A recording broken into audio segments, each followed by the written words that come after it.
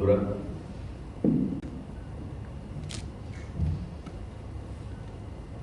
আজকের যে বিষয় সেটা অনেকটাই শুধু পশ্চিমবঙ্গের জন্য নয়, পুরো দেশের সিকিউরিটি ল অ্যান্ড অর্ডারের জন্য চিন্তাজনক।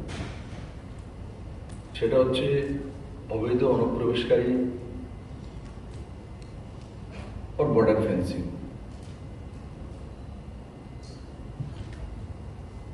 পশ্চিমবঙ্গ আমাদের পার্শ্ববর্তী রাষ্ট্র বাংলাদেশের সীমাবর্তী একটা লম্বা প্রায় 1000 কিলোমিটার উপর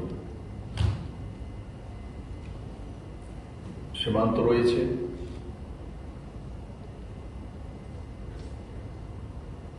ভারতীয় জনতা পার্টি এনডিএ সরকার আসার পরে অটল বিহারী সরকারের সময় বর্ডার ফেন্সিং এ তৈরি করার ব্যবস্থা করা হয়েছিল, কিন্তু পশ্চিমবাংলাতে এখনো প্রায় 447 কিলোমিটার বর্ডার ফেন্সিং করা যায়নি। তার কারণ ভারতবর্ষ বা ভারত সরকারের কাছে ফেন্সিং করার পয়সা নেই, কাঁটাতার নেই, ব্যবস্থা নেই, তেমন নয়। তার কারণ হচ্ছে এ রাজ্যের স্বনামধন্য মুখ্যমন্ত্রী স্বয়ং মমতা বন্দ্যোপাধ্যায়। উনি চান, দেশের যশস্বী গৃহমন্ত্রী বারংবার পশ্চিমবঙ্গতে কলকাতায় বসেছেন উনি এসে যে বর্ডার ফেন্সিং করতে হবে, কারণ ভারতের রাষ্ট্রের সুরক্ষার সঙ্গে কম্প্রোমাইজ হচ্ছে। উনি করতে দেননি।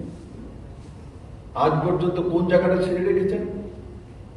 Murshidabad, Malda, south 24 Pargana, north 24 Pargana, chicken neck, এই জায়গাগুলিতে উনি বর্ডার ফেন্সিং করতে দিচ্ছেন না। আর সেই জায়গায় নয়, মাননীয় সুপ্রিম কোর্ট বলেছেন ওনাকে যে আপনি মের 31 তারিখের মধ্যে জমিন প্রোভাইড করুন, ভূমি প্রোভাইড করুন। উনি বলে বেড়াচ্ছেন যে এটা আমার কাজ নয়, বিএসএফ এর কাজ। আরে জমিন মুখ্যমন্ত্রীর দায়রাতে আসে, এসডিএম এর ডিএম এর কাছে হয়। জমিনের মালিক মুখ্যমন্ত্রী, প্রাইম মিনিস্টার না। তো আপনি পশ্চিমবঙ্গের মানুষকে, ভারতবর্ষের মানুষকে বেবকুফ বানাচ্ছেন যে আমার কাছে বিএসএফ জমি নিয়ে নেবে। আরে বিএসএফ কিভাবে জমি নেবে আপনার কাছ থেকে? আপনি তো বিএসএফ যেটা চাইছিল যে বিএসএফ প্রায় নিজেদের ঝুঁকি নিয়ে, জীবনের ঝুঁকি নিয়ে বিএসএফ রাও প্রায় 11,000 অনুপ্রবেশকারীকে অ্যারেস্ট করেছেন, ধরেছেন। ধরে দিতে হবে পুলিশ বিভাগকে, আপনি ওদেরকে ছেড়ে দেন ব্যবস্থা করে রাখার জন্য। আর বিএসএফ ভারত সরকার চেয়েছিল যে তার সীমানা 5 থেকে 15 কিলোমিটার মতো বাড়িয়ে দেওয়া হোক, আপনি দেননি। যার কারণে বড় মাত্রায় অনুপ্রবেশকারী রোহিঙ্গা মুসলিমরা ভারতবর্ষে, বিশেষ করে এই যে আমাদের বর্ডার স্টেটগুলো বললাম, বর্ডার ডিস্ট্রিক্টগুলো, তার মধ্যে অনুপ্রবেশ করা হয়েছে। আর তার ডেমোগ্রাফি চেঞ্জ হয়ে গেছে। যেখানে 19% 1951 তো 19% মুসলিম ছিল, সেটা 29% হয়ে গেছে, 10% বেড়ে গেছে। আজকে যেখানে আমরা চিকেন নেক বলি, সেখানে মুসলিমদের সংখ্যা প্রায় 65-70% হয়ে গেছে। আর তার জন্য আমরা দেখেছেন ইউসুফ ওখান থেকে ধমকে দেয় চিকেন নেক নিয়ে নেবো। মমতা বন্দ্যোপাধ্যায় তার সঙ্গে সুর মেলান, উনি গ্রেটার বাংলাদেশ তৈরি করবেন।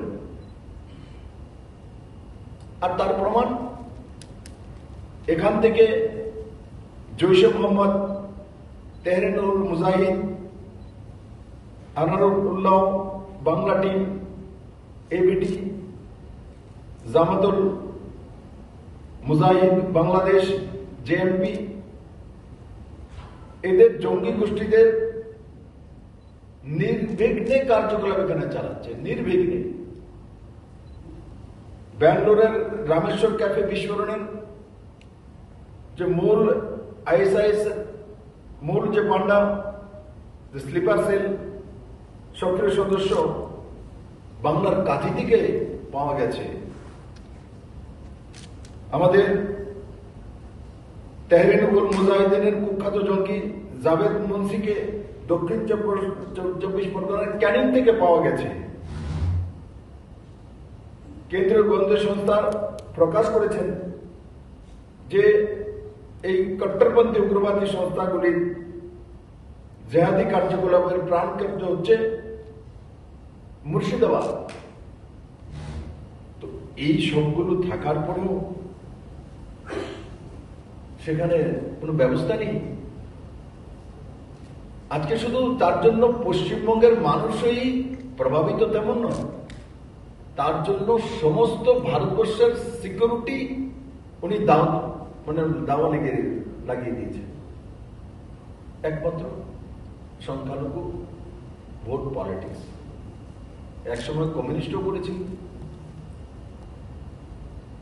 2001 থেকে 11 ওই সময় কমিউনিস্টই ছিল, বড় মাত্রায় অনুপ্রবেশ হয়েছে, তাদের কার্ড বানানো। এখন জম্মু কাশ্মীরে কোন উগ্রবাদী ধরা পড়লে, কারোর কাছে কোনো কার্ড পাওয়া গেলে পাকিস্তানের উগ্রবাদী, তার কার্ড কোথায় বানানো হয়েছে? মুর্শিদাবাদে।